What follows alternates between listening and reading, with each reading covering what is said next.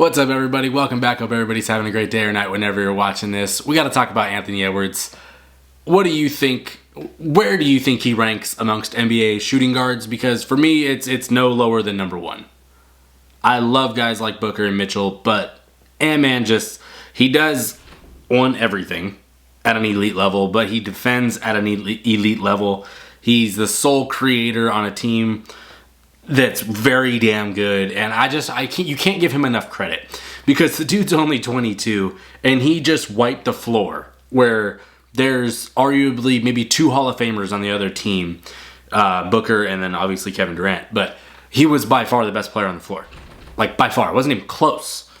And Booker had 48 in the last game, and he was not the best player on the floor. Kevin Durant is awesome. He was not the best player on the floor.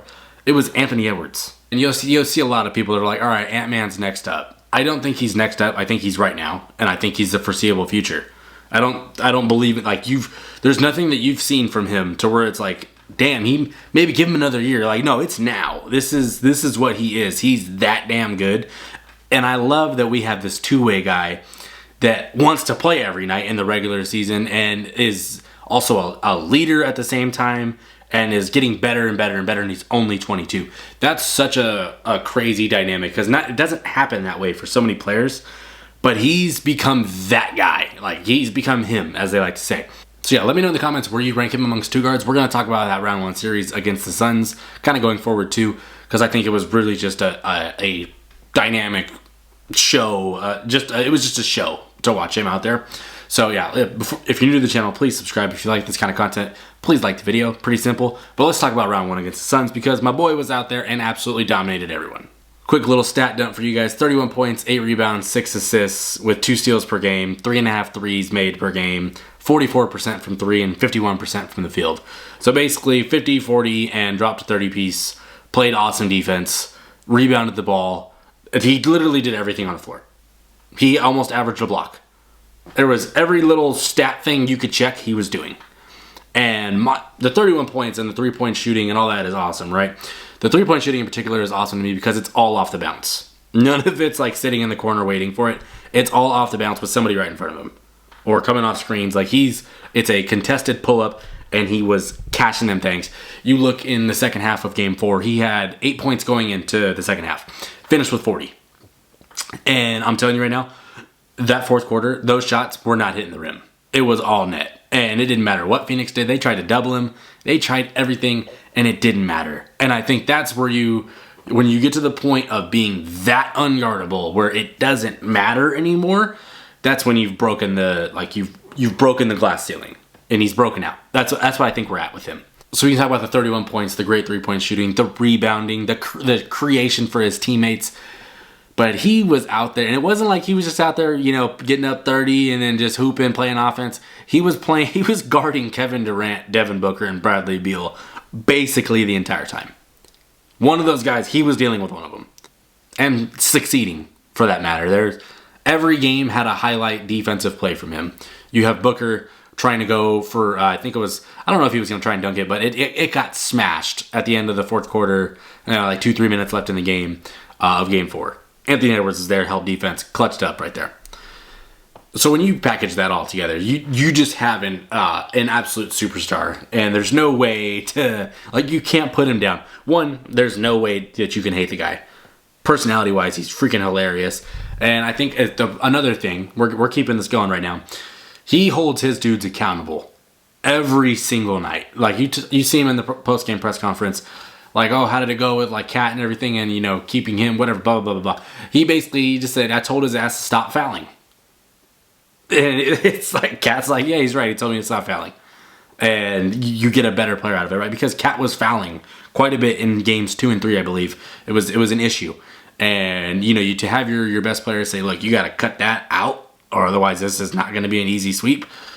I think that's important. He's holding guys like Nickeil Alexander-Walker accountable because it's like, look, dude, you need to lock up. That is what your best asset is, and then be ready to knock down that corner three. He's holding guys like Gobert accountable. Like, bro, you better be in there rebounding. Like, it's a different thing. And Jaden McDaniels, if we can all go back to they got Kevin Durant, well, we got Jaden McDaniels. And at the time, I thought it was hilarious because it's like, come on, you're comparing Kevin Durant to Jaden McDaniels. And they play each other, and it's like Jaden McDaniels holds his own. Like, he wasn't wrong, and I think it's that type of empowering your teammates, but also you hold them accountable on the back end, no matter if they're playing great or bad. Like, that's that leadership that you don't see at a lot of young guys, and harping on it, only 22 doing all this. You got Kevin Durant saying, that's my favorite player to watch, after you just beat him 4-0. Like, that's... You know how many players would be... One, shout out to Kevin Durant for being, like, honest about it. Like, we got clapped by this dude. And he gave credit where credit was due. And you see Ant basically saying, like, that's my favorite player, right? But, like, you're not going to pass me the torch. I'm taking it from you. And that kind of... I loved watching that dynamic between Kevin and Anthony throughout that series, because it was such a great competitiveness. And they never once... like, had to get separated or, like, had to get physical with each other and, you know, get texts, whatever. It was just straight hoops. And you're like, if you're going to talk shit, Ant's going to talk it back. That's what he's going to do. And that is so awesome to watch, because it's like, when you get these dudes this young coming up and they know they're good and they know that they're the best player on the floor, it's different to watch. And I feel like this is that series, right, where we look back in 2 to 3 years where it's like, where did Anthony Edwards, like make his statement? Because he played the last couple playoff series, he's played well, he just didn't win, right? Like, his first chance in the playoffs against the Grizzlies, had a great first game, and then kind of was a little bit of a struggle, and like, you could tell he was trying to figure out the physicality. And then last year he goes up against the soon-to-be champion Nuggets at the time, and he plays well in that. But then now it's like he played well in a winning environment and beat a team that has Kevin Durant, Devin Booker, and Bradley Beal. Minus the Suns have their issues. I'm not saying that they were like some juggernaut, but like, they dominated them. Yeah, 2 to 3 years, we're going to look back at this and be like, that's where the torch was taken.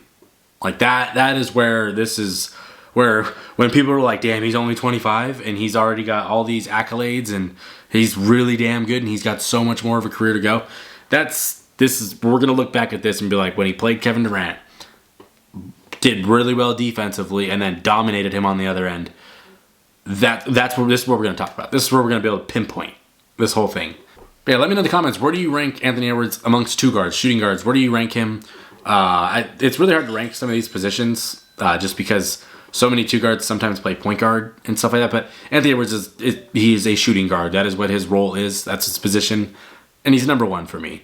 And you can have arguments for Devin Booker, but when I just watched a series where Anthony Edwards was guarding Devin Booker and Devin Booker wasn't really trying to guard Anthony Edwards, and Anthony Edwards was killing him, that argument's kind of cooked in my opinion. And Devin Booker is an awesome player, so I'm not trying to trash him at the same time. But if you're new to the channel, please subscribe if you enjoy this kind of content. Please like the video, but if you haven't, watch Anthony Edwards play.